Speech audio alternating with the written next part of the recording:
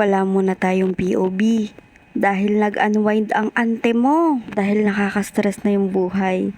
Char, nag-celebrate kasi kami ng 8th year anniversary.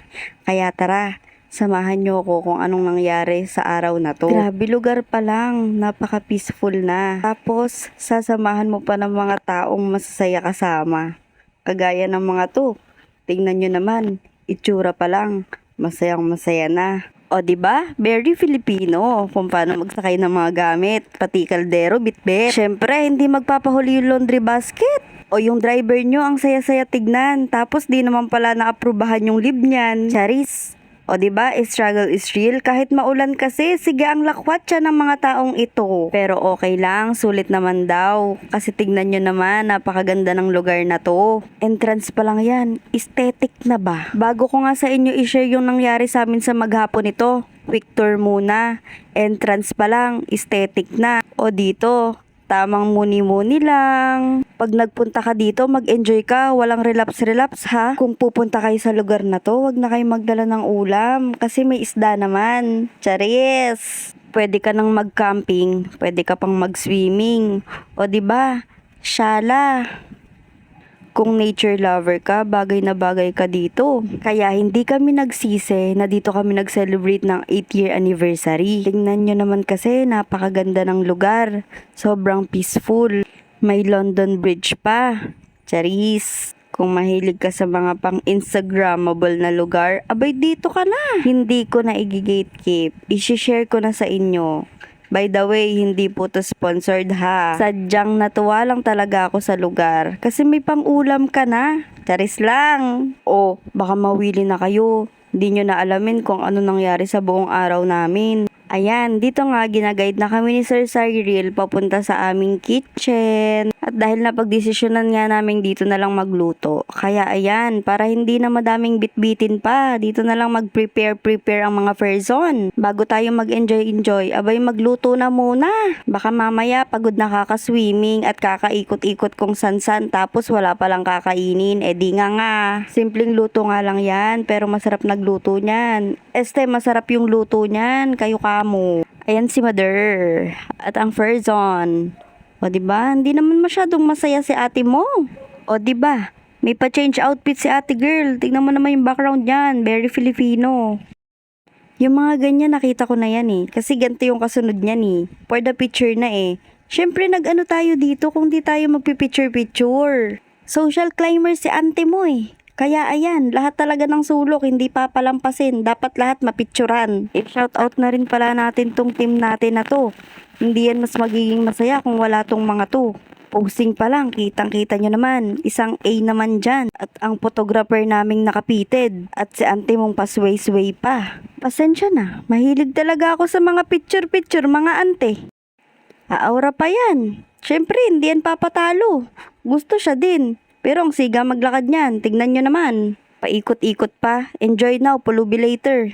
Syempre, susugod na yung buong team. Pipicturean ako ng mga yan eh. At di magpapatalo yung videographer. Gusto kasama rin siya. Hinahanap nyo kung nasan ako.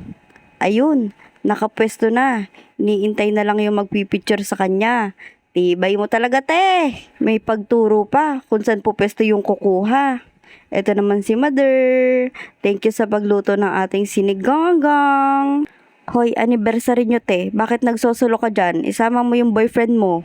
Mineto, gusto solo-solo. Syempre, hindi naman magpapatalo yung buong team ko. O, diba? Gusto sila din. O, for the A. O, sinamahan lang. Parang galit pa na may kasama siya sa picture. Diyos ko, hindi ba kayo mga pagod? Lahat na ng sulok may picture kayo. Hindi pa yan kontento, nagtuturo pa kung saan maganda. Buti na lang talaga wala kaming nakasabay nagpa-reserve nung time na to.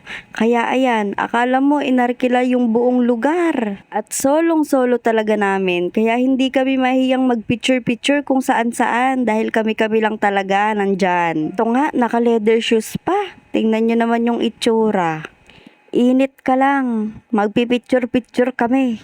Buti na lang talaga hindi inulan itong araw na to. Tanghaling tapat na. Inuna pa yung picture-picture bago kumain. Ano na te, gutom na yung kasamahan nyo. Oh, kakain na lang yan. Inuna na naman ang mag-picture-picture. Tong dalawang to, kung hindi nyo lang anniversary, naku, Diyos ko. The long wait is over. Kainan na. Simpleng handaan. Ngayong anniversary namin. Ang sarap kumain. Tapos ganito pa yung view mo. O 'di ba? Very relaxing. Pagkainan talaga, galit-galit muna mga person.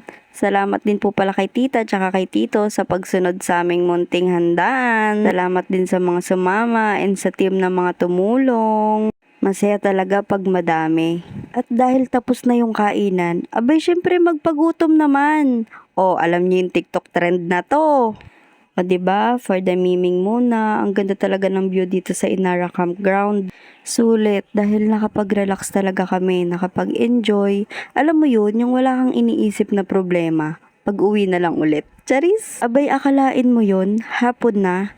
Merienda na naman, kakain na naman. At ayan yung aming pagsasalu-saluhan. Simple lang, pero alam mo yun, ang saya. Thank you Lord dahil nakaraos din po kami sa panibagong taon.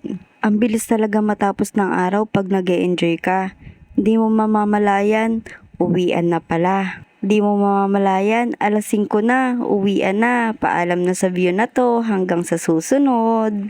For the go na ang mga person, kanya-kanyang bit-bit ng mga gamit. And bye-bye na rin sa mingming na to, sobrang lambing guys. Yung tipong gusto mo nang iuwi. Thank you din po sa staff ng Inara Campground. Sobrang approachable. Sulit ang isang araw. Kasi back to normal na naman ang mga person. Salamat sa panonood.